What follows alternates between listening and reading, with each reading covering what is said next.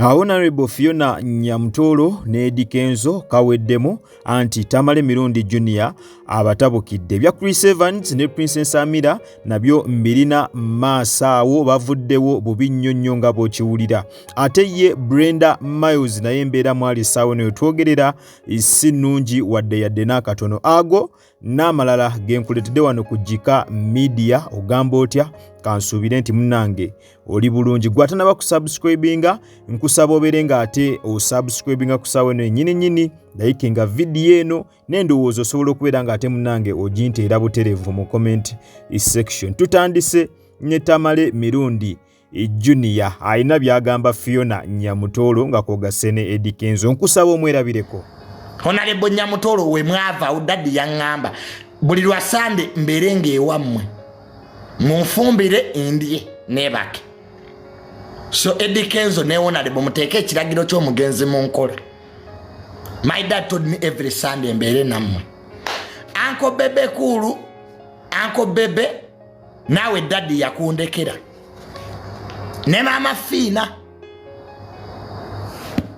nangamba Junior buli project yonna giwenga Bebe Kulu ne mama Fina. Kale bebo be yatulekera batulabirire. Abasigadde mugira mulindamu kai sente temuyina bulungi. Abasigadde nandi bataddemu naye akasente katono. Saagala sente zanteera akenca kamalo kwasaganya abo. MP ensambagere ekikonde binyose nga Princess Amira asisinkanye Chris Evans. Chris Evans agamba ti Princess Amira yamuwaayiriza nga bwe yali yamutega ekibatu. Endowooza bwe njogera okutega ekibatu mwenna muba mukitegeera. Okutega ekibatu kwe kugamba mpaako tolizaala kalema, ekitegeeza nti Chris Evans yagamba Princess Amira nti owaaye mpaako tulyoke tukole kolabo. Era we yagaana omuwaako kolabo bwe batyo bagimuma. Nkusaba weerabire katambi n'oluvannyuma ate tweyongere maaso.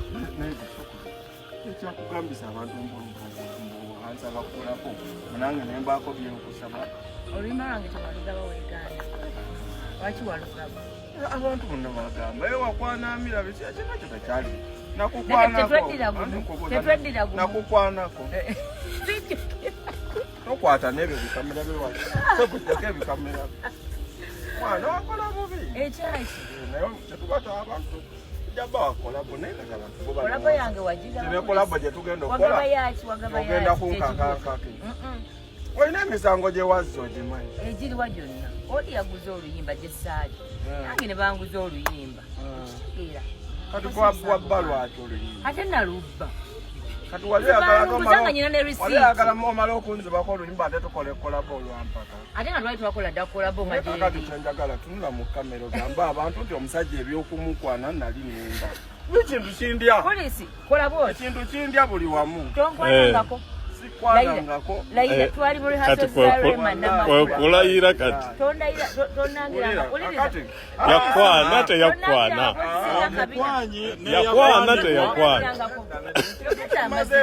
bamukutte afimba mukale kayimba atalina kwagala okagaba jakuyimba ebyaffe ebirala nga tebiriko anyonyola ensimbi nze sikwanangako kulisi yogeza amazima Laila kujjajja ati Laila jjajja ngodduka kulisi todduka eyo nno yembeera ku side eyo nga Chris Evans bamulayiza naye ng'ate aganye okulabika ng'ate munnange alayira nga Princess Amira agamba kituufu wansaba. Chris Evans agamba mukazi gwe tompaayiriza sikusabangako butereevu. Njagala nkulaga ebintu bino gye byatandikira akatambi ngenda kubeera nga nkakuzannyira nga Princess Amira ayogera ebintu bino nti Chris Evans yamusaba kolabo naye we yamusaba kolabo ne Chris Evans nassaawo ekibatu nti kati byampa nkuwe bw'oba oyagala kolabo baako ne kyompa nange nkuwe kolabo. Akatambi kaakano kaddako naye nkusaba okalabe bino byonna gye byatandikira alyoka agambe nti Chris Evans yamutega ekibatu. Nzikiriza nti okuyimba kwange calling Eso yalinamu ebibeerabeera ebyokwenyiizanyiiza. Tukakola kolabo munnange n'agigaba. Weegomba tunuulira gwe weegombye. Abantu abamu baba banoonya future. Kitegeera. Singa nabutoola dda singa tebyali bisajja. Ziba mwerabira. Yangamba Kirisi. Yangamba lekayo ndaba tolina na kabina. Nga Kirisi oli muganda wange. Totaliza. Muganda wange nanga abapenzi aliwo nabo mbamanyi yabinyiigiramu. Ebintu ebyo ebyekibatu bissa abayimbi bangi. Okuyimba bwe nalaba nga kwagala kuntabukira nakuvaamu. Yampa ne kolabo ne tugikole kwa Pademani neggwa n'aluguza Serena Butter n'aluyimba ne Ray G yali kolabo yake. Ebuterevu olutalo olabye wali mu katambi nga Chris Evans ali ne Princess Amira mu kavidiyo kano kooga kava kati okulaba gye lwatandikira. Princess Amira we yavaayo ku interview n'ategeeza nti Chris Evans we yamusaba kolabo ate ye yamutega butezi ekibatu. Abuterevu yonno yabadde Princess Amira ne Chris Evans. Ensonga zaabwe zikyali mpanvu naye nga tujja kubeera nga tuzikutuusaako buterevu wano ku Jika Media. Ate wetwongerayo mu mawulire amalala ye Tamale Mirundi Junior ayongedde n'aleeta lisiti ey'abo abaleeta amabugo mulumbe lwa taata we Tamale Mirundi Senior. Nkusaba omwerabireko n'oluvannyuma tukyeyongera maaso n'amawulire amalala mangi nnyo ddala. Spice Linda konda ba mabugogo. Ani ali awo. Gwe nawe mpe ekitabo ky'amabugo mwe nawandiika abampa Spice ndabo baseteze mweziri.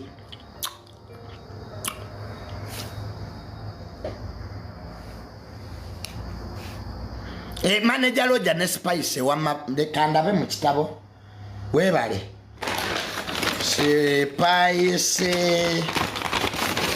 Spice Diana tali ku page kebe ya page 7. Spice alabika ali ku page 7. Gaga no gatuuka Spice. Spice amabugogo nagaraba. Alien Skin nagaraba. Yampe million 3 Alien Skin ne Generations. Mesachi Semakula nawa amabugogo nagaraba anko Mesachi nasasula koloji manyi bali bamanja loji awo wansi amabugoga anko Mesachi ganyambo kola kwe anko Mesachi webali amabugogo nawe nagaraba gega sasula loji ni champion gudo mitwale 5 champion gudo yampe mitwale 5 Betty Mpologoma amabugogo gatuuka ngana bako Blanca Space anti Betty Mpologoma gajja anko SK Mbuga kanko myawe ekitabo menayo mnagwe mbadde mwagala okumboza. Yes, buterevu yonno ye Tamale Mirundi Junior nga atuwa lisiti eyabo abaleeta n'abataleeta mabugo mulumbe lwa Tamale Mirundi Senior. Mawulire tukyalina mangi gwe kyoba okola subscribinga bu subscribinzi video eno beera nga ate munnange ogimpera like nagambye bwoba oyina endowooza yonna osobola obeera nga ogintera buterevu mu comment section.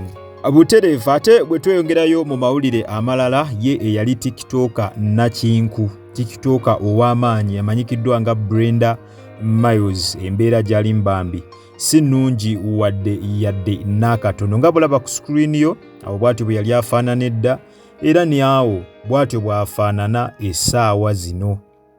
Akoze aweddewo era nga n'ekimuluma teri akola ki teri akimanyi. Ono nno yali asinziira wali mu nsi eya Dubai era nga bagamba eno yalinga akola omulimu ogw'okubeera nga ate munnange yeetunda ate nga yali akyenyumirizaamu nnyo ku mukutu guno ogwa social media yabeera nga ate munnange akyewaaniramu nnyo kino eky'omulimu ogw'okubeera nga yali yeetunda e Dubai. Ono nno yatikibwa butikibwa n'akomezebwawo wano e Uganda.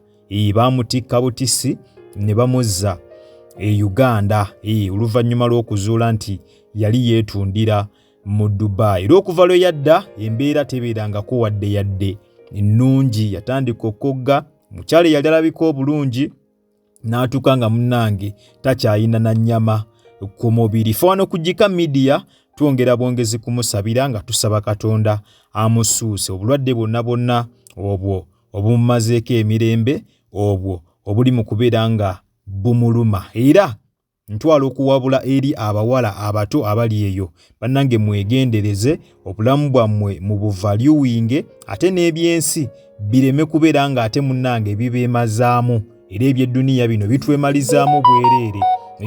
Gwe yali amanyi Brenda Miles owedda, omwana nga yali anyirira, omwana nga yali alabika bulungi, tosobola kutegeera nti kati yoyaawo gw'olabaawo ku screen yo. Omwana yali alabika bulungi, omwana nga anyirira, abasajja nga beegomba oli, naye bw'omutunuulira essaawa eno yenna yaggwawo, teri asobola na kumusiiya. So abawala abali eyo mwegendereze n'obulamu bwammwe mubeere nga ate munnange mubuvaluwinga.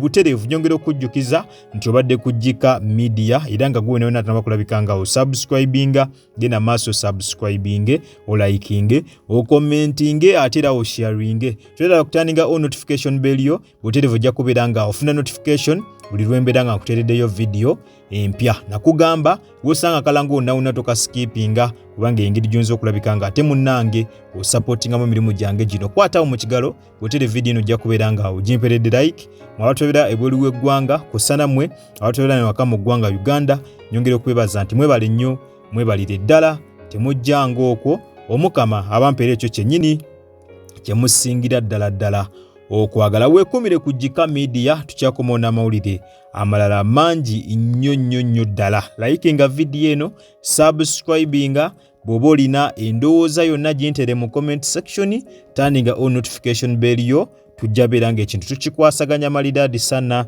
nga notification gwasooka ozifuna buli lwembeera nga ate munnange nga nkuteereddeyo video empya. Butereevu munzikirize, mbeerekereze, akuume atakuumira mpeera. Mweraba.